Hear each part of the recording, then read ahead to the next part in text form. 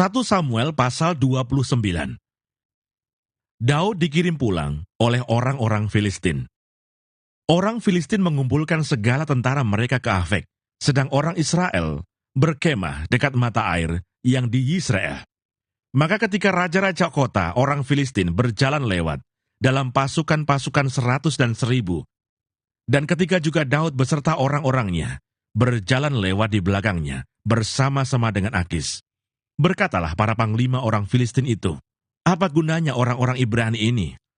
Jawab Akis kepada para panglima orang Filistin itu, "Bukankah dia itu Daud, hamba Saul, raja Israel, yang sudah 1-2 tahun bersama-sama dengan aku, tanpa kudapati sesuatu pun kesalahan padanya, sejak saat ia membelot sampai hari ini."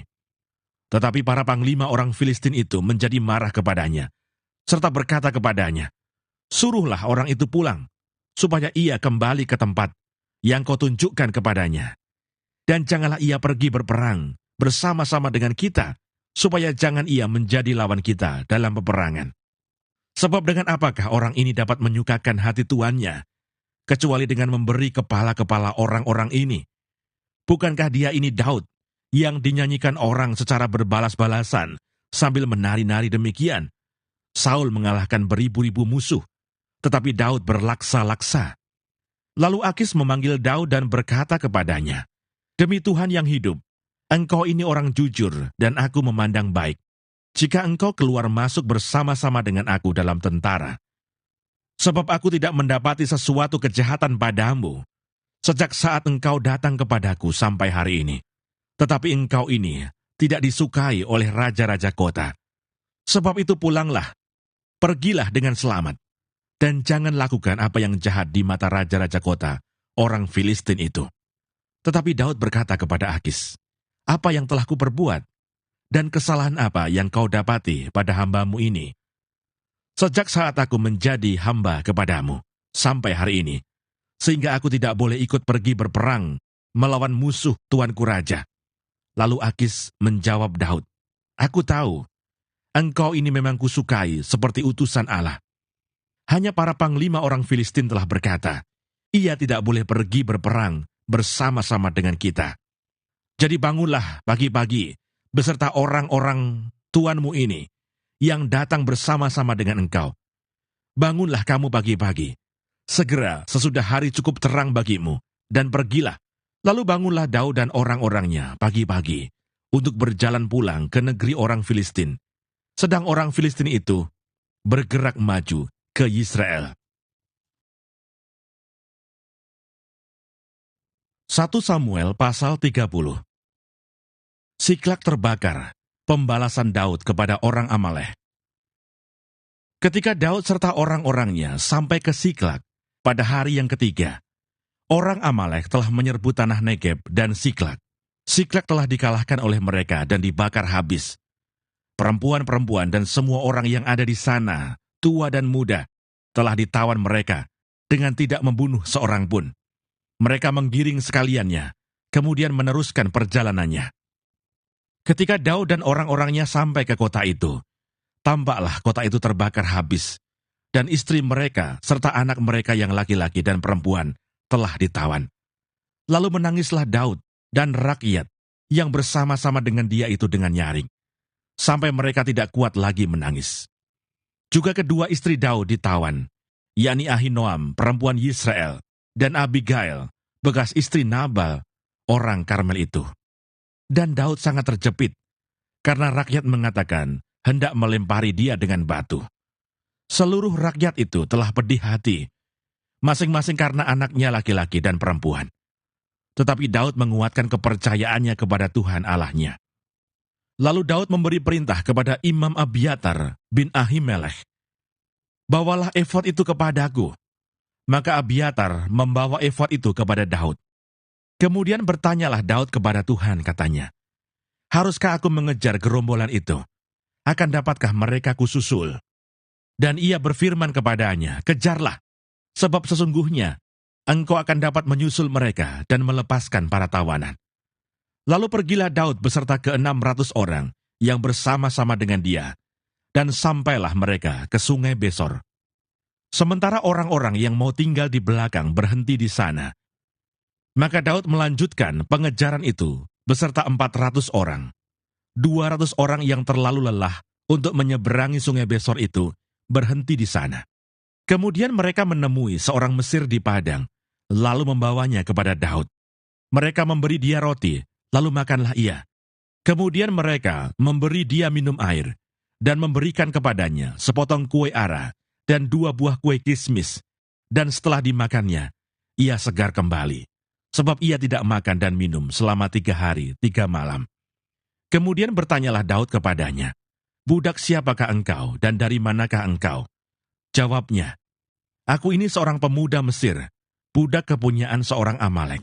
Tuanku meninggalkan aku karena 3 hari yang lalu aku jatuh sakit. Kami telah menyerbu tanah Negeb, orang Kreti, dan daerah Yehuda, dan tanah Negeb, Kaleb, dan Siklak telah kami bakar habis." Daud bertanya kepadanya, "Dapatkah engkau menunjuk jalan kepadaku ke gerombolan itu?" Katanya, "Bersumpahlah kepadaku demi Allah, bahwa engkau tidak akan membunuh aku, dan tidak akan menyerahkan aku ke dalam tangan tuanku itu. Maka aku akan menunjuk jalan kepadamu ke gerombolan itu." Ia menunjuk jalan kepada Daud ke sana, dan tampaklah orang-orang itu berpencar-pencar di atas seluruh daerah itu sambil makan, minum, dan mengadakan perayaan karena jarahan yang besar yang telah dirampas mereka dari tanah orang Filistin dan dari tanah Yehuda. Dan pada keesokan harinya, Daud menghancurkan mereka dari pagi-pagi buta sampai matahari terbenam. Tidak ada seorang pun dari mereka yang lolos, kecuali 400 orang muda yang melarikan diri dengan menunggang unta. Daud melepaskan semua apa yang dirampas oleh orang Amalek itu. Juga kedua istrinya dapat dilepaskan Daud. Tidak ada yang hilang pada mereka.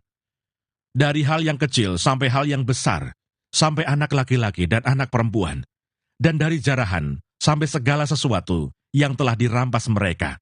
Semuanya itu dibawa Daud kembali. Daud mengambil segala kambing domba dan lembu. Semuanya itu digiring mereka di hadapannya, serta berkata, "Inilah jarahan Daud." Ketika Daud sampai kepada ke-200 orang yang telah terlalu lelah untuk mengikuti Daud, yang telah dibiarkannya tinggal di dekat sungai Besor, maka keluarlah orang-orang ini menyongsong Daud dan menyongsong rakyat yang bersama-sama dengan dia. Daud mendekati orang-orang itu dan memberi salam kepada mereka. Kemudian mulailah berbicara semua orang jahat dan orang dursila di antara orang-orang yang ikut pergi bersama-sama dengan Daud itu, katanya, "Karena mereka tidak ikut pergi bersama-sama dengan kita, janganlah kita berikan kepada mereka apa-apa dari jarahan yang kita selamatkan itu, kecuali kepada masing-masing mereka, istrinya dan anak-anaknya. Itu boleh mereka bawa, dan biarlah mereka pergi." Tetapi Daud berkata, "Janganlah kamu, saudara-saudaraku, berbuat demikian dengan apa yang diberikan Tuhan kepada kita, sebab ia telah melindungi kita dan menyerahkan ke dalam tangan kita gerombolan yang menyerang kita. Siapa yang mau mendengarkan kamu dalam perkara ini? Sebab bagian orang yang tinggal di dekat barang-barang adalah sama seperti bagian orang yang pergi berperang. Itu akan dibagi sama-sama. Dan demikian halnya sejak hari itu, dan seterusnya. Hal itu ditentukannya menjadi ketetapan dan peraturan bagi orang Israel sampai sekarang." Daud mengirim pemberian kepada para tua-tua di Yehuda. Ketika Daud sampai ke Siklak, dikirimnyalah sebagian dari jarahan itu kepada para tua-tua di Yehuda, kepada teman-temannya dengan pesan, "Inilah pemberian kepadamu dari jarahan yang dirampas dari musuh Tuhan, yakni kepada yang di Betel, kepada yang di Ramot di tanah selatan, kepada yang di Yatir, kepada yang di Aroer, kepada yang di Sifmot, kepada yang di Estemoa, kepada yang di Rakal, kepada yang di kota-kota orang Yirahmeel, kepada yang di kota-kota orang Keni, kepada yang di Horma, kepada yang di Bor-Asan, kepada yang di Atah, kepada yang di Hebron, dan kepada segala tempat di mana Daud dengan orang-orangnya mengembara." 1 Samuel pasal 31. Saul mati. Sementara itu orang Filistin berperang melawan orang Israel. orang-orang Israel melarikan diri dari hadapan orang Filistin, dan banyak yang mati terbunuh di pegunungan Gilboa.